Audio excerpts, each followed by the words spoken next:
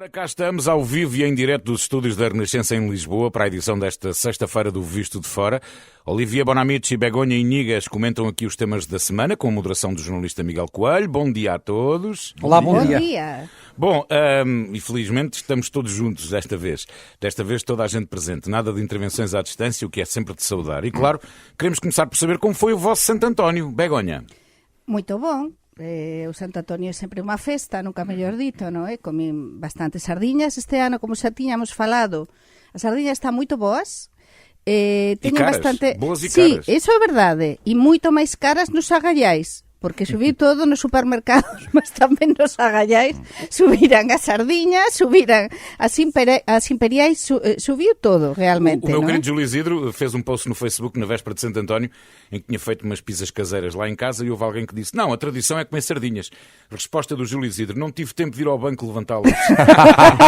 Não, mas nota-se muito. Mas as sardinhas estão boas. Estão, sim, senhor. Estão mesmo boas. Já o sim. Olivier, sabemos que andou uns dias com um problema de espinha, que não era de sardinha, na verdade.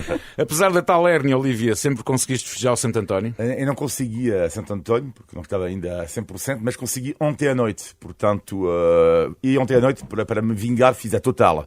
A total é sardinha, entremeada, vinho tinto e ginja. Mais nada. Foi magnífico. Mas sem estás sem abuso. com um ótimo ar. Sim, Deve ser isso, porque não houve qualquer abuso. Eu sabia que havia o visto de fora e só bebia 2 litros de vinho. Mais nada. 2 litros, meu Deus. Mas temos de dizer que, Olivier, quanto que medes tu? Qual? 1,90 m. Por isso. Sim, mas de largura também não é grande coisa. Digamos que é um armário alto, um livreiro alto. Bom, entretanto, já recuperado o efeito Rafael Nadal, não é verdade? Sim, exato. Bom, Miguel, há que por ordem neste visto de fora, vamos ter que avançar para temas mais sérios. Acho Vamos começar por Coitado do olhar... Miguel. começar por olhar para as questões europeias. Também gosto de sardinhas, mas, claro, temos os temas mais sérios que tratar, porque a semana foi fértil, quer a nível nacional, quer a nível europeu, e aproveito por recordar que o Visto de Fora é uma parceria da Renascença com a Euronet, a rede europeia de rádios. Euronet Plus. Para variar, temos, por exemplo, de falar da Ucrânia. A guerra arrasta-se sem qualquer solução à vista. Pelo contrário, esta semana tivemos até declarações ainda mais incendiárias, se possível, de uma figura proeminente do Kremlin, o antigo presidente russo Dmitry Medvedev, dizendo que dentro de 2 anos a Ucrânia pode até nem existir, dizendo também que os líderes ocidentais são uns fracos, enfim, tiradas desta magnitude. O que é que a intervenção desta personagem, considerada um alter ego de Putin, Begonha, poderá querer significar? Pois, máis unha vez por nervosos aos líderes mundiais e ao Ocidente, non é? Ou será sinal também sintoma de nervosismo do claro, próprio Kremlin? Iso pode ser, mas isto é, como explicabas, alter ego de Putin, e é unha persoa moito próxima ao líder ruso. E isto explica que nos queren pôr a prova e dizer cá estamos e nós vamos dominar isto tudo, mas non se sabe se isto vai ser así. O único que parece que temos claro neste momento da guerra é que isto é para demorar e que isto non ten unha solución fácil e que ni pelo lado da Rusia, ni pelo lado noso, da Unión Europea, está tan fácil. De feito, tivemos a visita, non é? Que vamos falar disto agora, dos principais líderes europeus, precisamente a Ucrânia. Eu queria, Miguel, se não te importa, comentar um pouco estas declarações, porque a mim chocaram imenso. Porque estamos a falar, não é só o vice-presidente da Rússia, ele é o vice-presidente do Conselho de Segurança russo, portanto é um homem com bastante poder. Muito poder. Portanto, não é... E vi recentemente uma declaração a propósito de Macron, Draghi, vamos falar disto daqui a pouco, e com Scholz. E Medvedev, o que ele disse, se fosse um cómico, teria pensado, pronto, um cómico ali, pronto, fazer uma piadinha, é tudo isso. Mas quando ele diz, por exemplo, que os amadores de ranch, de spaghetti, de salsichas, foram a Kiev, lá eu pensei assim, eu não quero acreditar que seja possível. Eu não quero acreditar, porque além de ser uma espécie de nacionalismo barato, não é? Estamos a falar de um homem com este poder. E nós, mais uma vez, temos que fechar os olhos perante mais um insulto gratuito desta personagem. O que me diz o Medvedev ainda, o que é super grave, é que ele representa uma parte também da população, uma parte da população russa, e aí na comunicação social eu costumo ver de vez em quando o telejornal público russo, não falo russo, mas com tradução, e são pessoas já cada vez mais animadores jornalistas que aceitam de morrer. Em direto, eles dizem assim, nós estamos preparados para a morte.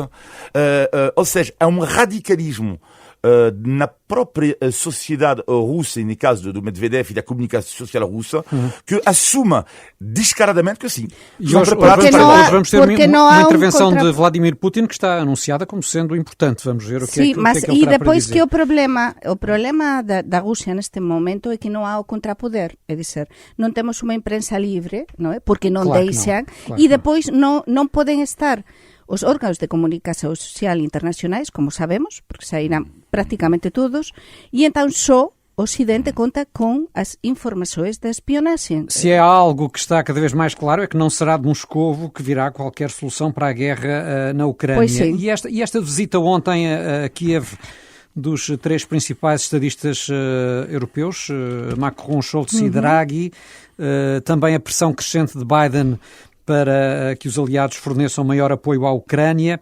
Isto pode, de alguma forma, querer dizer que a União Europeia e a NATO se preparam para subir o nível da ajuda que têm fornecido até agora, ou não? Pode ser, e depois os símbolos dizem muito, e os nosos ouvintes vão-se lembrar disto que estou a dizer, porque ontem, quando víamos as imagens destes 3 estadistas a viajar até a Ucrânia, nesse comboio não se até lembraram. Sobre isso, não se lembravam Medvedev gozou, claro, porque disse que eles viajaram como há 100 anos faziam. Claro, mas é que parecia realmente a imagem da Segunda Guerra Mundial, ou pós-Segunda Guerra Mundial, é dizer, os 3 a falar e depois com um tom assim bastante, uns rostros com uma expressão grave. E isto significa realmente que como se estivéssemos nesse cenário bélico com uma solução também muito difícil. É dizer, é uma simbologia que diz muito da gravidade também da situação. Que a situação é grave, enfim, já há muito tempo que percebemos que é, mas neste contexto o que é que devemos esperar das cimeiras que aí vêm, agora a cimeira da União Europeia e também a cimeira da NATO, Sim. daqui a menos de 2 semanas em Madrid, Olivier? Eu acho que a União Europeia vai aceitar a candidatura da Ucrânia. Isto para mim não há dúvida nenhuma. Já hoje pode ser dado esse passo. Sim, parece claro. Isto é óbvio que vai acontecer, agora vai demorar bastante tempo, é evidente, não é? As consequências práticas também não serão de grande monta. É mais um momento político, digamos assim. Em termos práticos, o que a Ucrânia precisa realmente é de armamento. Sim, mas já está. É um acto simbólico também bastante forte. Não deixa de ser um acto bastante forte. Vamos ver no final da Cimeira da NATO, no final do mês, se vai haver um novo plano para a Ucrânia. Mas eu diria que esta visita de Macron, Draghi e Scholz, na minha opinião, serviu porque foi uma visita tardia. E eu acho que o Macron sentiu-se um pouco que não tinha outra hipótese. Porque a presidência francesa da União Europeia acaba em breve. Eu acho que não havia outra hipótese para Macron, porque de uma certa forma ele sabe perfeitamente que na Ucrânia a imagem dele não é muito boa. Eu diria que dos aliados, Macron é a pessoa mais contestada na Ucrânia, por causa da sua, não é ambiguidade, mas o facto de ontem ter dito finalmente, eu quero a vitória, a Ucrânia tem absolutamente que ganhar, mostra, claro que podemos dizer que são apenas palavras, não é? Mas mostra pelo menos agora uma linha de Macron a nível francês, a nível europeu, que é, eu diria, mais clara desde ontem. Sim, porque nós em espanhol temos um ditado que mais vale tarde que nunca, não é? Mas é melhor tarde que nunca. Mas, xa que falamos, estamos desta vista de fora, mas sin dúvida demorou muitísimo Macron en ir lá, xa temos falado disto moito neste programa, e falaba o Miguel antes da decisiva cimeira da NATO en Madrid, de aquí a nada, e vai ser decisiva, mas España non está no seu mellor momento de relacionamento, atenção, con os Estados Unidos, porque o presidente dos Estados Unidos, Biden, aínda non recebeu o primeiro ministro español, Pedro Sánchez, en privado. Então, é unha cimeira decisiva, igual que foi decisiva, lémbrense, a cimeira da NATO de Lisboa, que eu acompañei como correspondente na altura, non é? Vai ser esta decisiva, porque toda a NATO unida neste caso, contra a Rusia e procurar soluções para o conflito na Ucrânia e a invasão da Ucrânia. Que é o que vai sair dela? Esperemos que algum tipo de solução e que não seja só armamento. E há uma sondagem que foi publicada esta semana, super interessante, com 8.000 pessoas da União Europeia, de cidadãos da União Europeia, e o que me marcou imenso nesta sondagem é que quase 50% dos europeus consideram que o seu país, que o país deles, aliás, faz demasiado para a Ucrânia versus para os problemas internos. 50%. Isto é muito, ou seja, há pessoas que ficam cada vez mais fartos da ajuda, entre aspas, não é, para a Ucrânia, dizendo nós temos também problema para resolver. Não é de estranhar que seja uma percentagem com tendência para crescer, sobretudo se problemas como a inflação e outros ligados à economia se continuarem a agravar, como tem vindo a acontecer. Eu propunha que acelerássemos, porque temos também muitos temas nacionais para tratar, e avançássemos já para as eleições legislativas em França, que vão ter este fim de semana a segunda volta. No passado domingo, a coligação de Macron ganhou por uma margem mínima à geringonça francesa de esquerda formada em torno de Jean-Luc Mélenchon, mas vai ser agora que tudo de facto se vai decidir. Qual é o cenário que parece mais provável nesta altura, Olivier? Bem, o problema em França é que dá muita piada porque as sondagens raramente se enganam, portanto, acertam quase sempre. E, portanto, o que é que mostram as sondagens é que Macron vai ganhar, sobre isto não há dúvida nenhuma. A grande questão é saber se vai a maioria absoluta ou não. Sim. O que é que isto pode mudar? Muda muito, porque se o Macron não tem, a grande dúvida agora se vai ter a maioria absoluta ou não, se não tem a maioria absoluta, de qualquer modo, a força da oposição vai ser a tal geringonça da esquerda, não é? Dirigida pela extrema-esquerda. E neste caso, como é evidente, vai haver uma contestação social. Quando tu tens, vamos imaginar, o caso espanhol ou o caso português, que é mais perto de nós, mas que é, vamos imaginar que o PCP tivesse a dirigir a geringonça de esquerda, não é? Que seja a principal força de oposição. O que é que iria acontecer? O PCP ou o Bloco da Esquerda, neste caso, o que é que iria acontecer? Iria acontecer, claro, que os dois partidos, como eles têm muitos aliados na rua, haveria muito mais contestação, não só no Parlamento, como na rua, e portanto se o Macron não tiver a maioria absoluta, ele vai ter um pesadelo, na minha opinião, na rua. Sendo França, como sabemos, já por natureza, o país das greves e dos protestos da rua.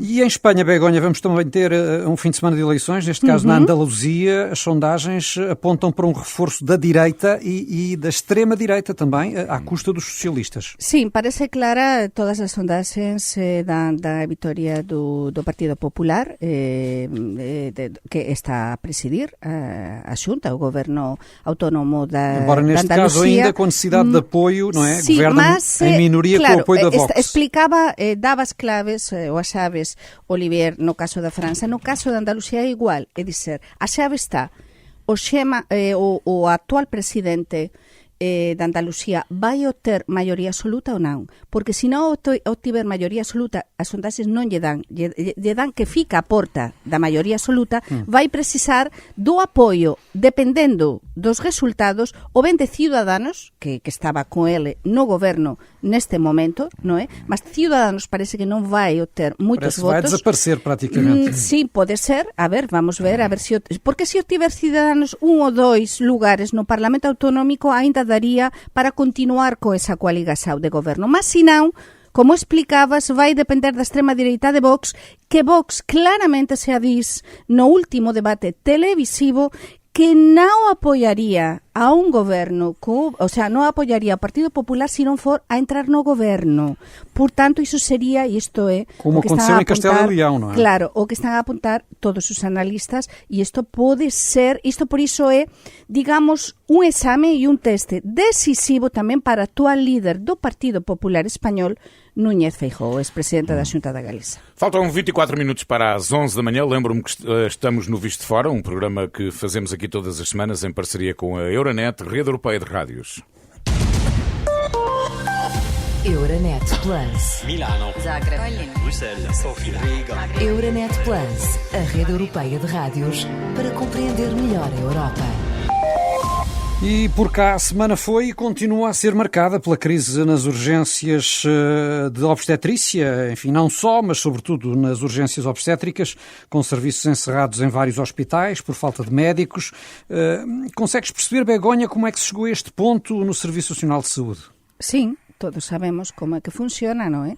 Desde que eu moro em Portugal e lembro-me perfeitamente da crise, precisamente nesta mesma área, precisamente dos nascimentos dos bebés em 2006 e 2007, quando gobernaba também o Sócrates, é dizer, gobernaba outra pessoa. Por quê? Porque nos últimos anos non se ten desinvestido, se ten desinvestido por umas razões e outras no Serviço Nacional de Saúde. Mas, por exemplo, em comparação com Espanha, e sabemos que na contratação de médicos chamados tarefeiros, muitas vezes são médicos espanhóis que vêm para Portugal. Na comparação com Espanha, como é que é a realidade espanhola? Também há esta falta de médicos? A realidade espanhola... Ou porque é que não há? Primeiro, em Espanha há muitas máis hipóteses para estudar medicina, non é? É dizer, aquí, para comenzar, para mí, a base é que debería haber moitos máis médicos, debería haber máis facultades de medicina e depois a carreira médica e non só dos médicos, atenção, para mí a enfermaxe é fundamental tamén, non só os médicos, debe ser unha carreira moito máis valorizada, é dizer, que os médicos do Serviço Nacional de Saúde deben ter ordenado que lles correspondería para evitar a contratación dos tarifarios e que eles, que moitos médicos saian para os, como todos coñecemos casos, para os privados. Então, a base é ter unha boa estrutura SAO e un bo pagamento aos médicos, non é? Para tentar evitar precisamente esta contratación extra de persoas que van estar 2 semanas, 3 semanas, un mes e van ir embora. Isto non ten lógica niñuma. Mas este problema o temos en Portugal desde sempre. Desde que eu me lembro, este problema vai-se agravando cada vez máis. Sim, houve até um momento em que havia grande polémica com o encerramento de maternidades e Portugal tinha muito mais maternidades espalhadas pelo país. O encerramento de maternidades, mas explicado na altura com a necessidade de concentração de serviços para evitar justamente casos como temos agora, que é exatamente haver zonas em que ficam totalmente desprotegidas. Na altura, em 2007, lembro-me das parturientas ir a Badajoz, ir a Galiza, mas entretanto encerraram-se... A Badajoz, não era? Havia nascimentos em Badajoz. E continua a haver, não é? Agora se aparece que é algo normal, porque à luz dos convênios transfronterizos. Mas o problema é que agora não é só nos hospitais transfronterizos. Estamos a falar de hospitais de todo o país. Estamos a falar de médicos que están a pedir axuda, que están a exigir umas mellores condições de trabalho e o governo está a falar no médio prazo. Mas já percebemos que em Espanha é diferente. E em França, Olivier, como é que tem sido esta questão dos médicos no Serviço Público de Saúde? A situação em França é, hoje em dia, dramática. Eu diria que a França acordou, durante o Covid, que a França foi considerada por várias classificações como no top 10 dos melhores sistemas de saúde do mundo. A grande questão é que, claro, que os outros dependem dos outros, não é? É como cada classificação. Se o 11º tem um sistema lamentável, tu podes estar no 10º lugar e ter um sistema lamentável também, não é? Portanto, claro que existe um sistema pior do que o sistema francês, não tem dúvida nenhuma, que havia em alguns países da Europa, mas, no entanto, é um drama. É um drama absoluto porque faltam claramente médicos e boas condições de trabalho nos hospitais públicos em França e foi o acordar. Mas são, portanto, razões semelhantes ou aparentadas às que temos em Portugal? Eu diria que em grande parte sim. Mas talvez a diferença é que seja fortíssima, é que em França, a França ainda safa por uma razão que é não um hospital público, é uma situação dramática. Só que em França quase toda a gente tem um seguro de saúde. Portanto, como quase toda a gente tem seguro de saúde, depois recorrer ao privado com mais facilidade. Exatamente. Mas, portanto, Olivier, no que estás a explicar da França, que os nossos ouvintes gostarán de saber também, foi a raíz da pandemia ou xa esta crise era de antes? Porque, por exemplo, no caso de España, coa pandemia realmente notouse, non é? Que fallaban algunhas coisas, mas realmente o sistema é forte, aínda que é verdade que coas crises desinvestiuse tamén un bocado, mas non é a situación de Portugal, porque os médicos e os enfermeiros teñen unha carreira e teñen unha serie de boas condições a medida que avanzan na súa carreira. No caso da França... Sim, não, é igual, ou seja, não é por causa, não nasceu o problema com o Covid, portanto, já era um sistema. Mas só que quando tens uma crise sanitária assim, tu vais ver as fraquezas de um sistema. Claro. E, portanto, o Covid mostrou a fraqueza de vários sistemas de saúde na Europa, não é? E depois há um sistema, em Portugal, um problema que eu diria que é quase europeu, que é o que acontece. Os médicos, os enfermeiros também precisam de descanso. Tiveram momentos muito complicados. E depois é o chamado pagamento de constrangimento. Ou seja, tu vais trabalhar, fazer um hora extraordinário num dia feriado. Quem trabalha o fim de semana? Em França, por exemplo, é uma vergonha. Tipo, no hospital público, uma enfermeira, que eu vi no outro dia, ganhava mais um euro por hora durante um fim de semana de trabalho. Portanto, ela Mas trabalhava... temos também em França serviços encerrados, como estamos a assistir agora em Portugal? Há cada vez mais serviços encerrados em França. Cada vez mais. En España Cada vez non. mais. En España non acontece, mas sí que poderíase contratar máis médicos e as exigencias dos sindicatos, e podese ver na imprensa, é sempre contratar máis, como a medicina depende das comunidades autónomas, Sim. Está descentralizado, depende de cada uma, mas non temos este Cá em tipo Portugal de temos problemas. também autonomias ao nível da Madeira e dos Açores no que toca à Sim. saúde, como sabemos. Portanto, é um sistema relativamente semelhante ao que existe em Espanha, com a diferença de que Espanha tem as 17 comunidades, não é? Sim. E em Portugal há apenas esta diferença entre as ilhas e o continente. Eu gostava de ouvi-los também sobre outros problemas que temos tido, neste caso, ao nível do aeroporto de Lisboa, com o regresso em massa dos turistas, muita gente a esperar, horas sem fim por uma simples verificação do passaporte, uma situação que depois se mistura com aquela questão da reforma do CEF, que era para ser, mas depois que não foi. A minha questão é se, na vossa opinião, haveria forma de prever este regresso em massa do turismo e evitar esta situação a que estamos a assistir, Olivier? Sim, é óbvio que havia forma de prever. E isto eu fico espantado, eu admito que não entendo. Eu fico sempre espantado com os problemas estruturais. Disto não há em França?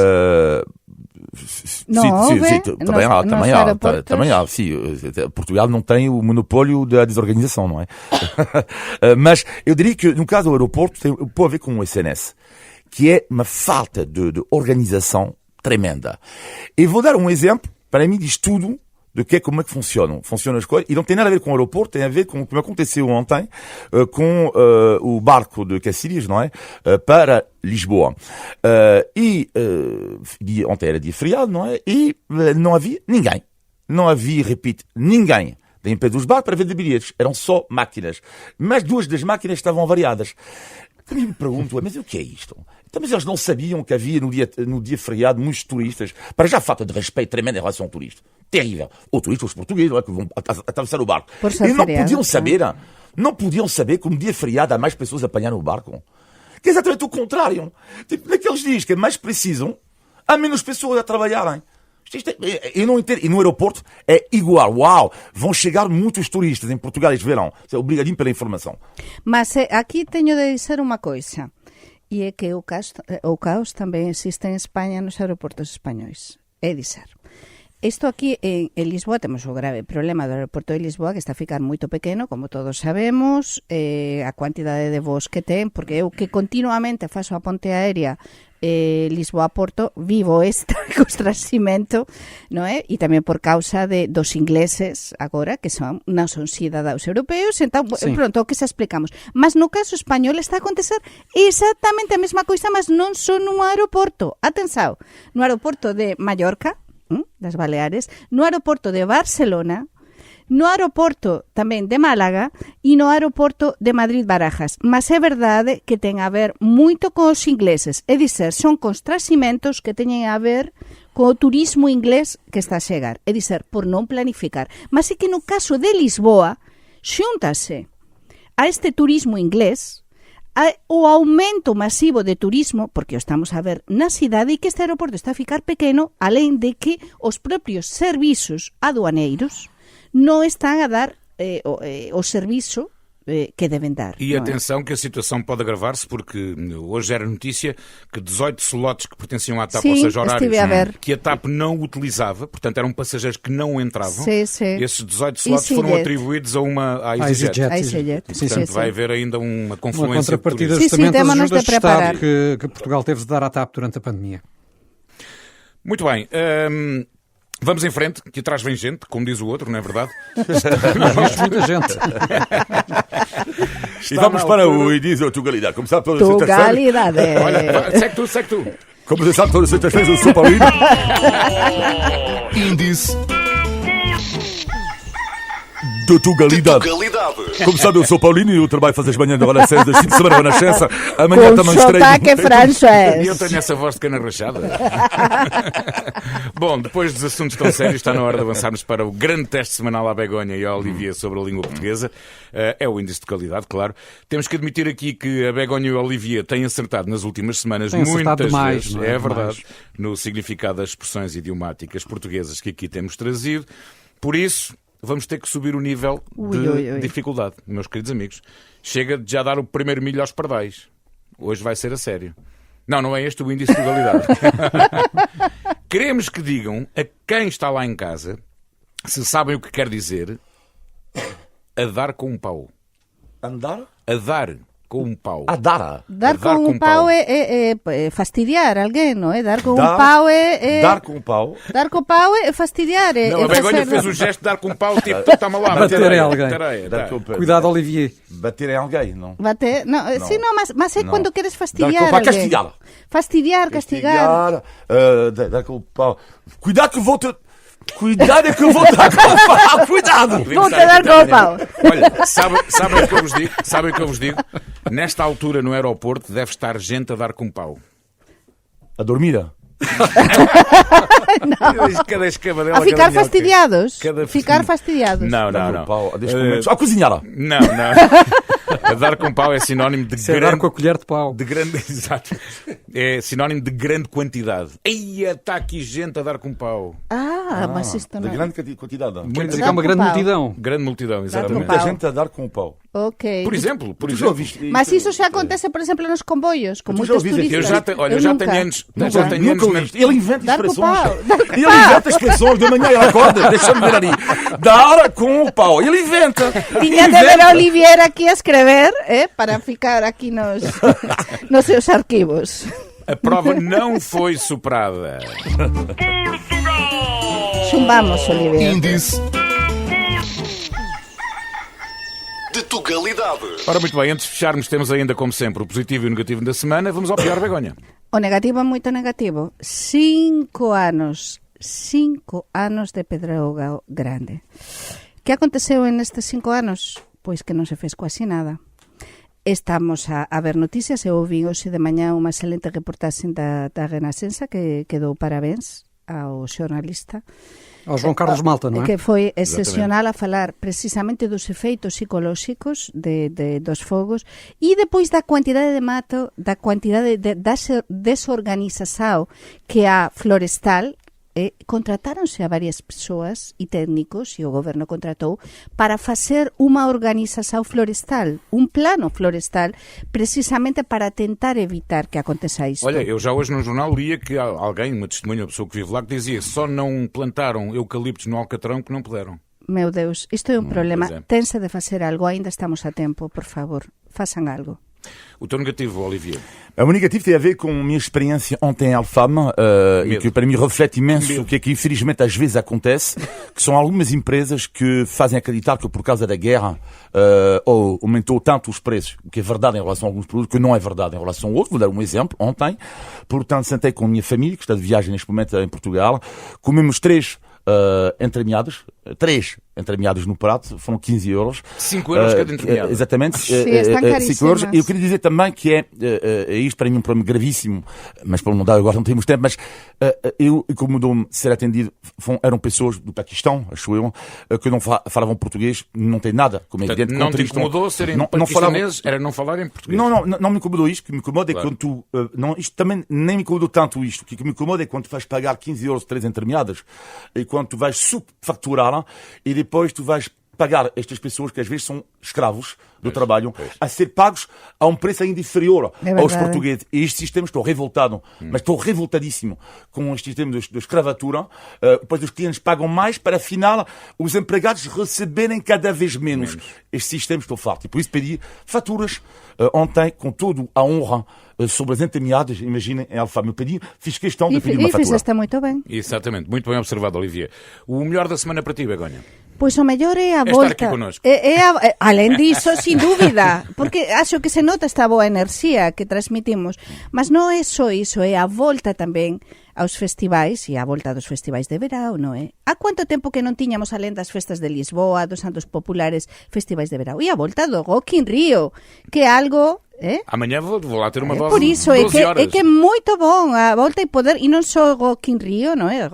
Agora é o primeiro que temos xa, mas e tamén tivemos no Porto semana pasada, e vamos ter máis festivais. É dizer, volta á normalidade dos festivais de verão, que é algo moito bon e que se faz moito ben en Portugal. Muito bem, Olivia, o teu positivo muito rapidamente. O positivo tem a ver com o facto de que é sempre genial para um estrangeiro como eu, quando acolhe familiares, como o caso esta semana, porque é sempre fazer o plano, o que é que eu posso fazer, né?